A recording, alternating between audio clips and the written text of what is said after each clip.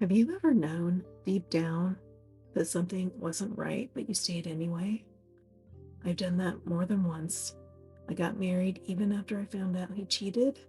I stayed in relationships where I was giving everything and getting very little, and I ignored red flags I knew I shouldn't ignore. And it took me years, decades honestly, to understand why.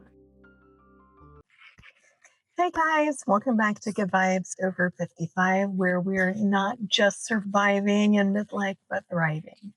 And if you watched my last video, you know that I've been opening up a little bit more about my life. Uh, my two biggest goals with this channel are creativity and connection. And I always want to be transparent with you. And so today, we're going to switch gears. I've been talking about my experience um, with being unemployed for the first time in my mid 50s. And today I want to talk about relationships. As you know, that my job was eliminated in December, but what you don't know is just a year before that, my second marriage ended after about a year and a half. And so today I want to open up about my relationship journey, discuss both my marriage, uh, mistakes that were made, lessons learned, and where I am now. So, first, I'm going to take you back to my first marriage. It was in 1997. I was 27 years old and I had been in a relationship for 4 years. I was feeling the pressure of wanting to have kids and getting closer to the age of 30. So when he finally proposed, even though I wasn't completely fulfilled in that relationship, I said yes. And we planned a getaway wedding in San Diego at the Hotel del Coronado. And we had 20 friends and family planning to accompany us. Well, 2 weeks before the wedding, I got a phone call at work. It was somebody I didn't know, and they gave me some information that my husband was having an inappropriate relationship with a coworker. I did confront him. He did admit to the relationship. And I think because a combination of not wanting to let family down and that ticking biological clock, I accepted his explanation and his promises. And instead of walking away, I went through with the wedding.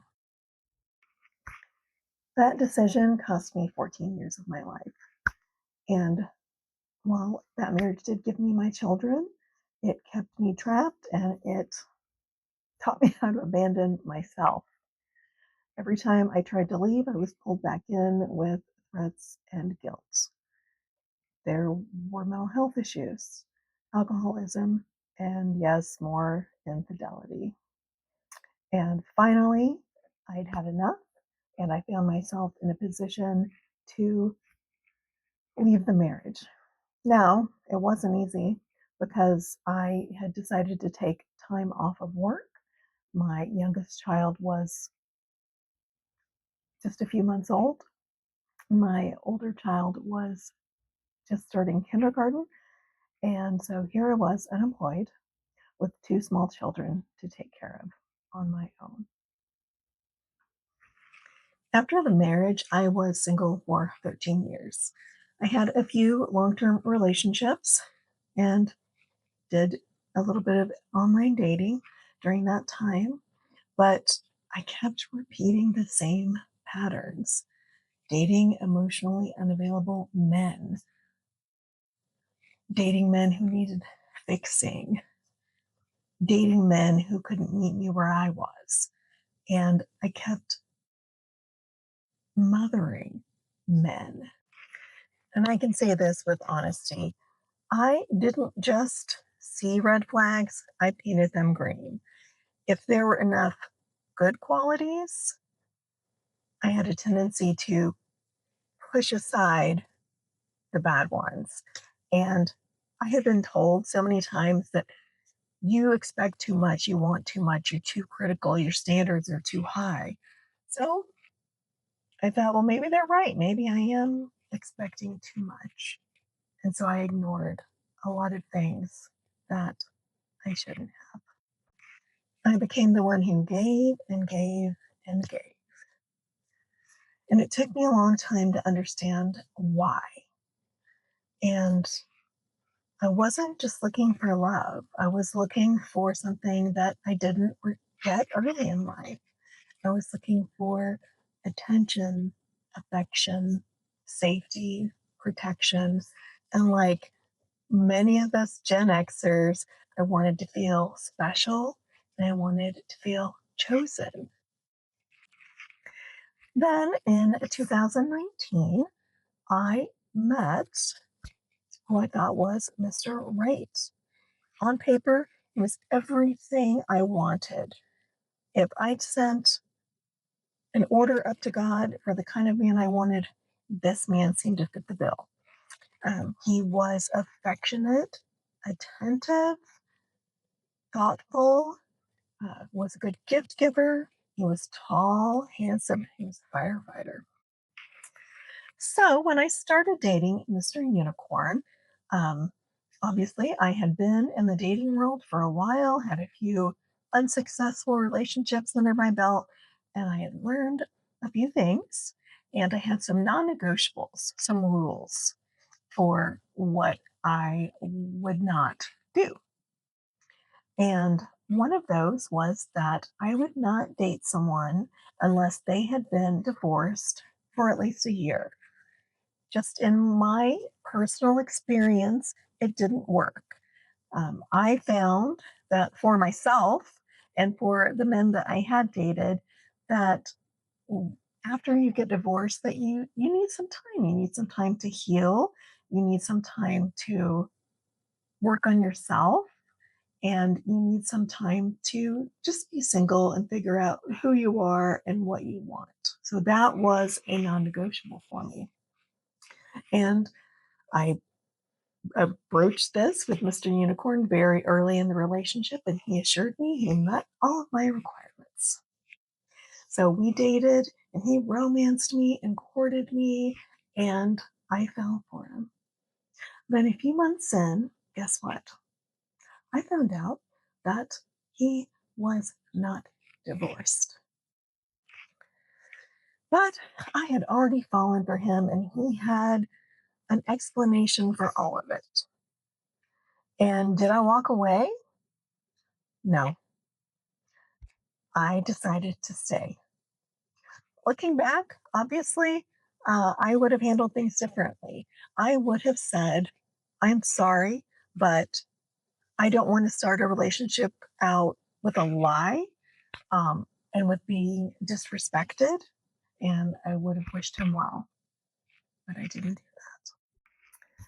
So I stayed. And guess what? His divorce took 2 years. 2 years of me seeing things that weren't quite right, staying anyway. 2 years of believing that the person that he was showing me was who he was. And so I stayed. I supported him emotionally and financially during his divorce proceedings. We moved in together. I sold almost everything that I had to move to be closer to him because I mentioned earlier he was a firefighter. So if you know anything about firefighting, they can't just move to another town and move into the same type of job. They would have to start at the bottom and work their way up.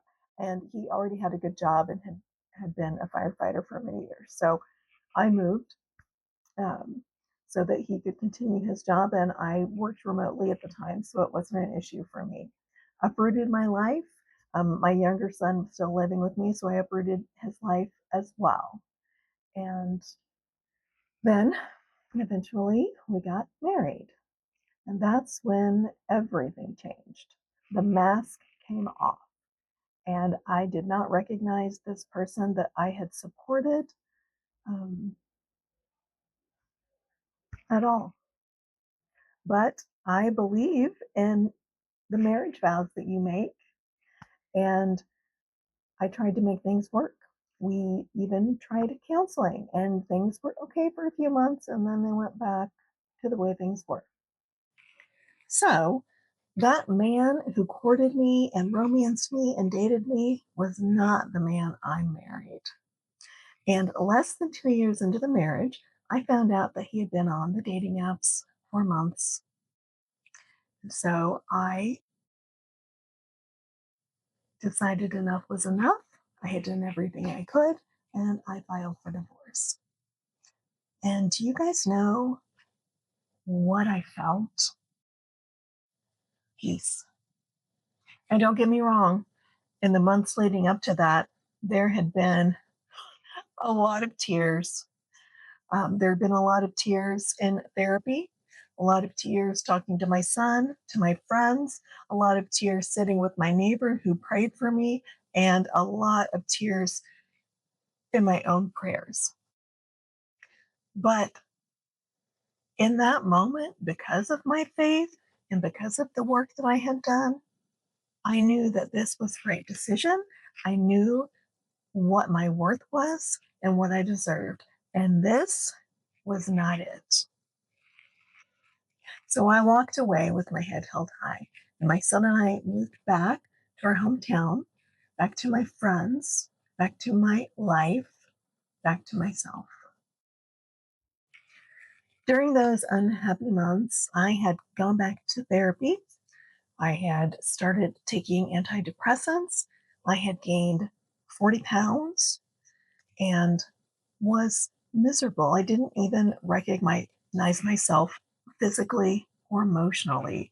So when I came back home, it gave me time to work on my own happiness and my health and find my way back to who I knew I was, to again finding my worth and working on those connections with people that were true to me and who loved me and cared about me. And something I have realized since getting divorced over the last, I guess it's been about a year and a half. Something I've realized is that I don't need someone else to choose me. I choose myself every day. My friends choose me, and I am chosen by God every single day. I am loved and I am special, and so are you. So, where am I today? Well, I'm happy. I'm happy with my life, my routines, my time with my children, my time with friends and my fur babies. I like my space here in my little apartment where I overlook a pond and see the geese coming and going, and we have a little beaver that swims around. I like my simple, drama free life. And some things I've learned are first of all, none of us are on a timeline. Whether you are deciding in your 20s whether or not to get married and feeling the push and pull of your biological clock, or whether you are in midlife and wondering whether you should date or not. The only person that can answer that for you is you. The other thing I have learned is to follow my intuition. I have always said that my intuition is my superpower. The problem is, I don't always use it, but I am doing so much better um, at following it. Also, being true to yourself and respecting yourself. When you see a red flag or someone is dishonest with you or disrespectful to you, you know the saying, when someone shows you who they are the first time, believe them. 100%. That is true. Now, what is my outlook on love and romance? I'm a fan. I'm a big fan, just not for me right now. but I do still believe in love, and I believe there are good people out there. And I think the best thing that we can do is be one of those people. Be kind to people, be there for people, be honest with people, and be honest with yourself. So, what am I no longer choosing? Chasing after relationships in order to validate myself, in order to create a feeling of safety and security that isn't real. I'm no longer choosing to seek relationships where the other person needs to be fixed or mothered. What I am choosing every day is myself. If any part of my story resonated with you, I would love to hear about it in the comments. Please share and let me know what you've learned from past relationships or even current relationships. What have you given up? What are you no longer doing? Or what are you doing that you weren't doing before? And thank you so much for joining me today. It means the world that you take time out of your precious day to spend with me, even if you joined for just a couple of minutes. And I am here to form connections. So if you're not already a subscriber, please hit the subscribe button and let's connect. Have a great week.